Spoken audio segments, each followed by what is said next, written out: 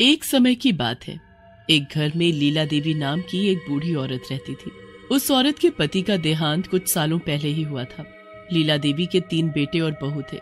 सबसे बड़े बेटे का नाम हरीश, उससे छोटे बेटे का नाम रवि और सबसे छोटे बेटे का नाम आकाश था। हरीश की बीवी हेमलता पूरा दिन बस घर के कामों में और अपनी सास की सेवा में लगी रहती थी। रवि की बीवी राधा बड़ी ही घुमक्कड़ और फैशनेबल औरत थी और कभी घर में टिकती ही नहीं थी। सबसे छोटे बेटे आकाश की बीवी हर वक्त लैपटॉप पर लगी रहती थी। एक दिन लीला देवी सुबह सुबह नहा धोकर मंदिर में पूजा करने जाती हैं। आ गए तुम सब, पर ये राधा और आरती कहाँ हैं? माँ जी, वो राधा तो पार्क गई है और आरती देर रात तक काम कर रही थी इसलिए सो रही है। हे भगवान, मैं क्या करूँ इन दोनों का। अरे कम से कम पूजा के वक्त तो सारा परिवार इकट्ठा हो ही सकता है, पर नहीं, एक को घूमने का बहाना चाहिए तो एक काम का बहाना बनाकर सुबह देर तक सोती रहती है। मेरी तो किस्मत ही फूट गई है जो मैं ऐसी बहुएं घर में ले आई।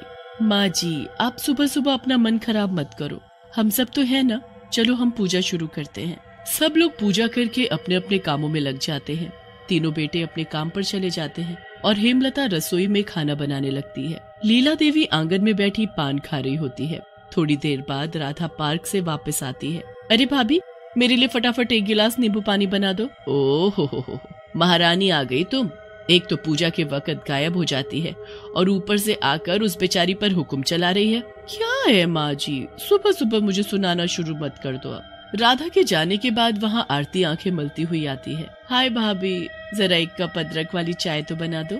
अभी एक महारानी गई नहीं कि दूसरी आ गई हुक्म बजाने। अपना अपना काम खुद किया करो, समझी? वो कोई तुम्हारी नौकरानी नहीं है। अरे माँ जी, कोई नहीं, बस 5 मिनट का ही तो काम है। आप कितनी अच्छी हो भाभी। और एक ये है जो हर वक्त बस हमें सुनाने का मौका ढूंढती रहती है। अरे माँ जी, आप चिंता न करें, ये सब सीख जाएंगी। अभी बचपना है बस, और कुछ नहीं। राधा और आरती का हमेशा वही रवैया रहता था। वो हेमलता के सीधेपन का हमेशा फायदा उठाती और उसी से सारा काम करवाती थी। एक दिन जब घर पर तीनों बेटों में से कोई नहीं होता, तब लीला देवी की तबीयत बड़ी खराब हो जाती है।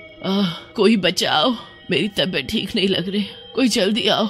लीला देवी की आवाज सुनकर राधा बाहर आकर देखती है और फिर वापस जाकर अपनी देवरानी आरती से बोलती है। अरे ये बुढ़िया क्यों चिल्ला रही है, जरा देखो तो। मुझे थोड़ी बुला रही हो जो मैं जाऊँ? ऐसे तो वो मेरा भी नाम नहीं ले रही है, तो मैं भी क्यों जाऊँ? अरे छोड़ो ना, हम अपनी मूवी देखते हैं। इनका तो काम ही है हर वक्त हमें परेशान करना। ये तो चाहती ही नहीं कि हम 2 मिनट भी आराम कर ले। लीला देवी जमीन पर गिर जाती है।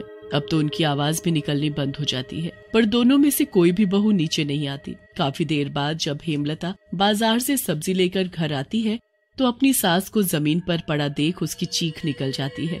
माँ जी, अरे कोई जल्दी आओ, अरे कोई है, जल्दी आओ, देखो माँ जी को क्या हो गया, अरे कोई तो आओ। हेमलता की आवाज सुनकर जल्दी से राधा और आरती नीचे आती हैं।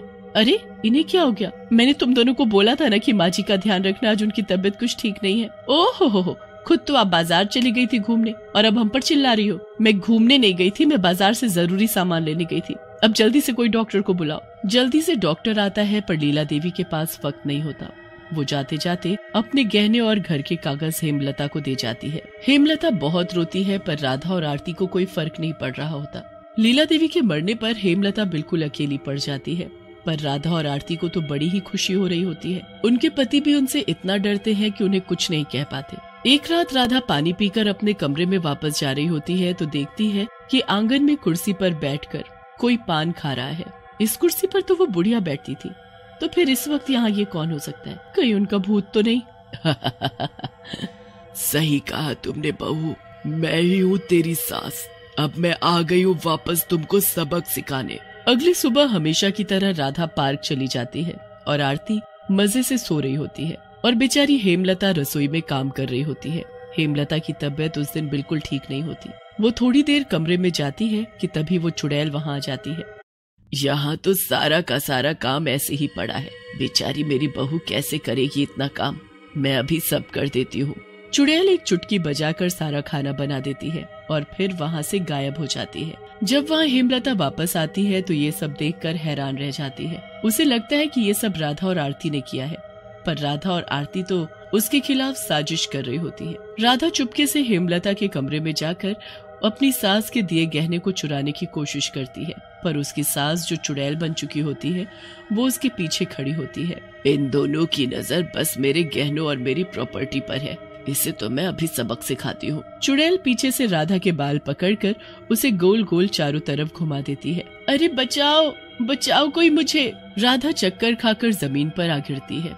वो इधर उधर देखती है पर उसे कोई नहीं दिखता। वो जल्दी से आरती के पास जाती है। मैं वहाँ नहीं जाऊंगी, वहाँ पता नहीं किसने मेरे बाल पकड़कर मुझे घुमा डाला।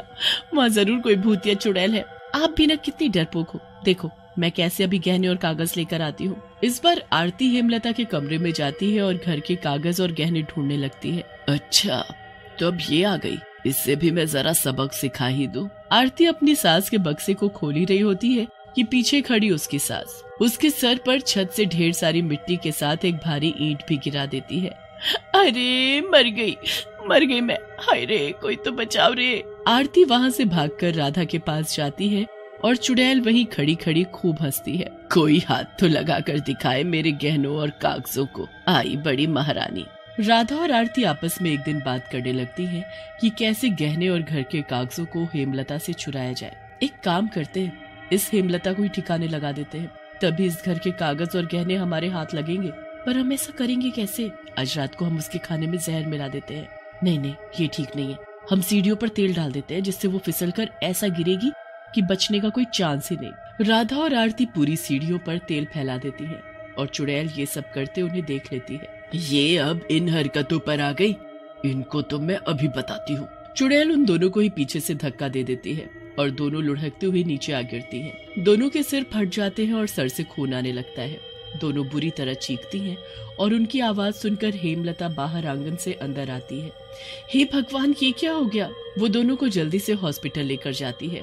डॉक्टर इलाज के लिए पूरे 20 लाख रुपए मांगता है। हेमलता अपनी सास के दिए सारे गहने बेचकर 20 लाख रुपए इकट्ठा करके हॉस्पिटल में जमा करवा देती है। राधा और आरती ठीक होकर घर आ जाती हैं और उनके आने की खुशी में हेमलता घर में पूजा रखवाती है। पूजा के शुरू होते ही लीला देवी की कुर्सी जोर जोर से हिलने लगती है और तेज हवाएं चलने लगती हैं। हे भगवान ये क्या हो रहा है? लगता है इस घर में कोई भूत चुड़ैल है। तुमने सही कहा, बिल्कुल इस घर में किसी का साया घूम रहा है। पंडित जी मंत्र पढ़ना शुरू करते हैं और मंत्रों की ताकत से लीला देवी चुड़ैल के रूप में प्रकट हो जाती हैं। कौन है तू? क्यों इन बच्चों को परेशान कर रही है? मैं इनकी सास हूँ लीला देवी। ये राधा और आरती की वजह से मैं मर गई। मैं इन दोनों को सबक सिखाने और अपनी बड़ी बहू की मदद करने के लिए वापस आई हूँ। नहीं हमने कुछ नहीं किया। झूठ मत बोलो तुम दोनों। बताओ सीढ़ियों पर तेल किसने और क्यों गिराया था? बताओ कि तुम मेरे गहने और घर के कागज चुराने हेमलता के कमरे में नहीं जाती थी। बताओ कि तुमने मुझे मरने को छोड़ दिया और मुझे बचाने नहीं आई थी। नहीं पंडित जी ये सब झूठ है। चुड़ैल दोनों के बाल पकड़ लेती है। बता सच वरना तुम दोनों को ऐसे ही घुमाती रहूंगी। बताते हैं। राधा और आरती सारी बात सच सच बताते हैं। हमें माफ कर दो, अब हम सुधर गए हैं। जब कल हेमलता भाभी ने सारे गहने बेचकर 20 लाख रुपए जमा करवाए थे तभी हमें अपनी गलतियों का एहसास हो गया था। अब हम सब मिलकर रहेंगे। मुझे तुम दोनों के ऊपर कोई भरोसा नहीं है। माँ जी आपको मुझ पर तो भरोसा है ना? ये दोनों सच में बदल गई हैं। आप इन्हें छोड़ दो। हेमलता के काफी मिन्नत करने पर लीला देवी उसकी बात मानकर वहाँ से चली जाती है। राधा और आरती को अपने किए पर बहुत पछतावा होता है और वो सुधर जाती है। उसके बाद वो तीनों बिल्कुल बहनों जैसी रहती हैं और हर काम मिलकर करती हैं।